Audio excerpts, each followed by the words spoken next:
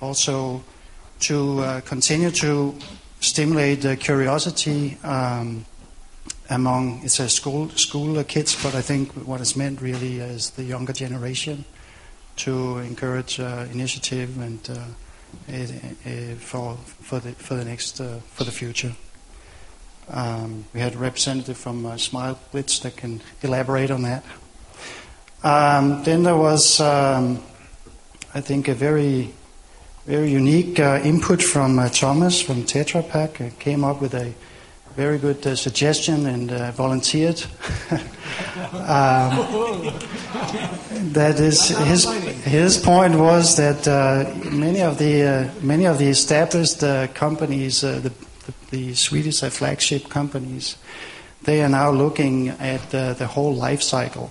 And even though that they may not be capable of or interested in buying directly from one of these startup companies, they may, and he volunteered this, be able to help in those instances where they could go to some of their either sub-suppliers or some of the companies that they were involved in when they looked at their entire life cycle.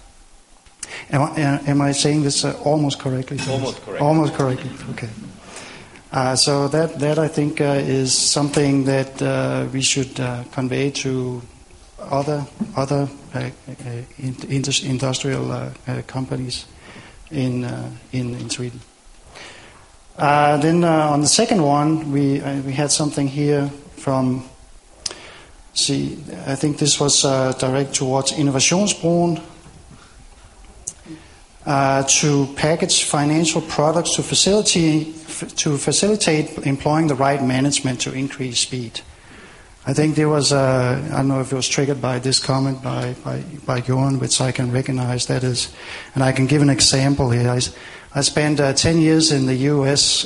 Been involved in 2 startups in the U.S. before I came here to Sweden, and both of those startups at a very early stage we had a COO, a CFO, VP of manufacturing, and this was way before we even had a prototype. Then I came to Sweden and now leading up at Cunano, and been here a little over 2 years, and I'm getting a controller next month. So I couldn't agree more that management is very important, and you tend to spread your talent very thin here. Then there is one of my favorites here. That is for everyone here. I think what is really needed is some kind of organized way of, and this could be set up through some organization in Sweden or perhaps in Europe, to help clean tech startup companies through the real productization phase. And the help needs to come at the point of time when the company is ready to have a product to be launched into a manufacturing environment. In order for you to basically capture serious customers, you need to have a qualified product, and you cannot qualify a product without a manufacturing setup. And for me, this is, in a nutshell, the problem that we have here. That is, the investors, the VC investors, they want to take you up to that stage.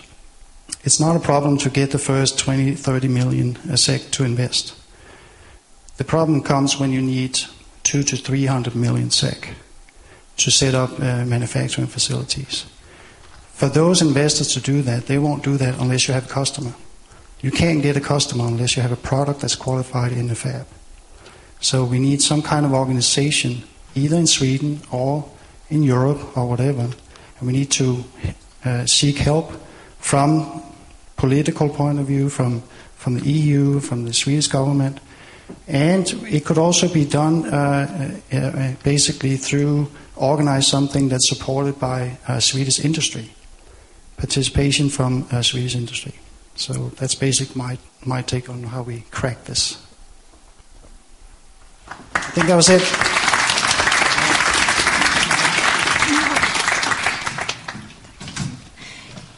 time's flying, and some of us have trains to catch, so we'll speed up the summary. Thank you. First, I'd like to say that generally here today, I think there's been too much doom and gloom. And I'd like to inject in you some more of in plain Swedish, jävlar anamma. I think we have a lot to offer.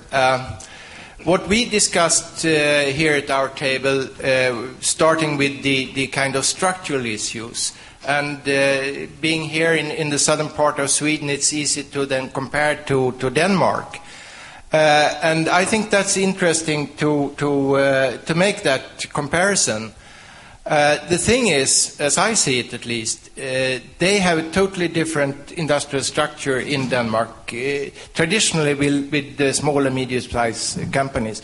The government in Denmark, they have for decades been able to handle such a situation. In Sweden, we have lived on the big Swedish export companies like Volvo, Ericsson, and so forth.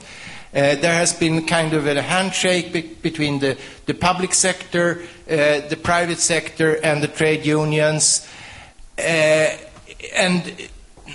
that has been the big ones that have kind of been in charge of driving the Swedish economy. And to some extent, I think the Swedish government and the Swedish society at large, we haven't been good at handling the small and medium-sized companies. I think that is changing now very fast. And I think it's important to remember that Sweden is an open country. 50% of our GNP is compared of export. Things are changing very fast. We are open to the globalization. Just look at the presidential campaign in the United States right now. I mean, protectionism is gaining ground all over, also in the rest of Europe.